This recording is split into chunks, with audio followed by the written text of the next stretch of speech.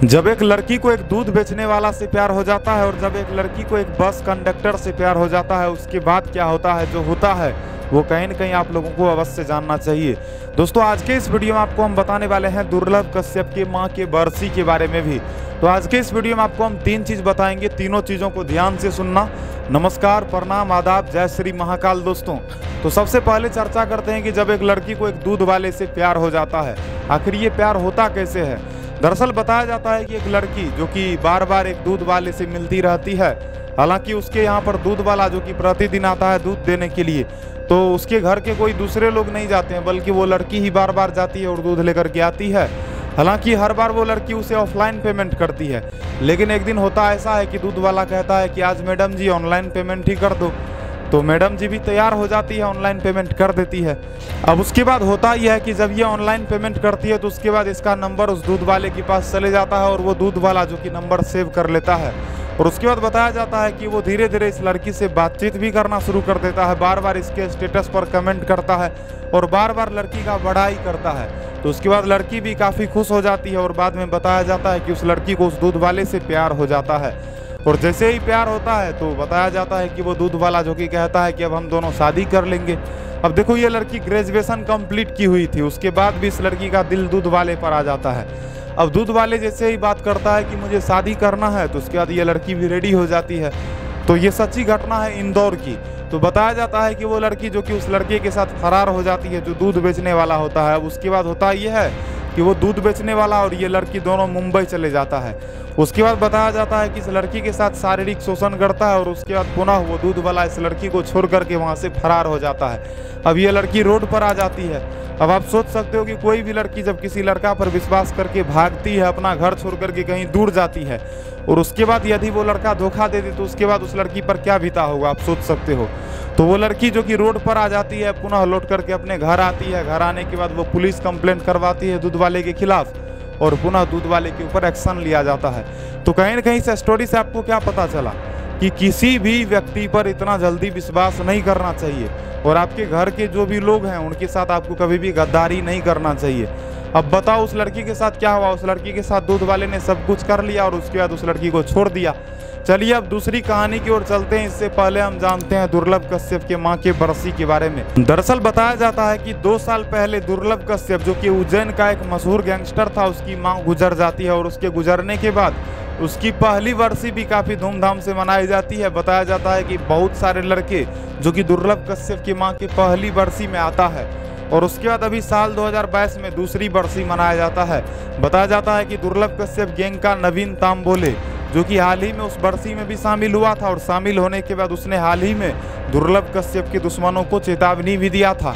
तो आखिर क्या चेतावनी दिया था, इसके ऊपर भी हम चर्चा करेंगे। इससे पहले हम जानते हैं कि आखिर ये नवीन तांबोले है कौन।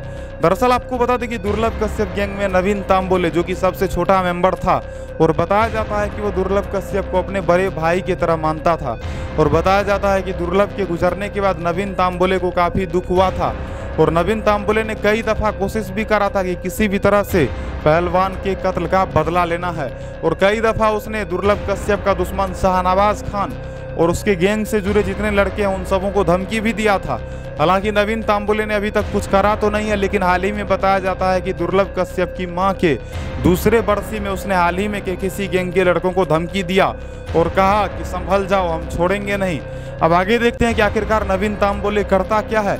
अब इसके बाद हम चर्चा करते हैं कि एक बस वाले से कैसे प्यार हो जाता है एक लड़की को, यानी कि एक बस का ड्राइवर। मैंने कहा था शुरू में कंडक्टर, लेकिन वो ड्राइवर था। तो बताया जाता है कि एक लड़की जो कि कई दफ़ा पढ़ने के लिए जाती है और एक ही बस से जाती है।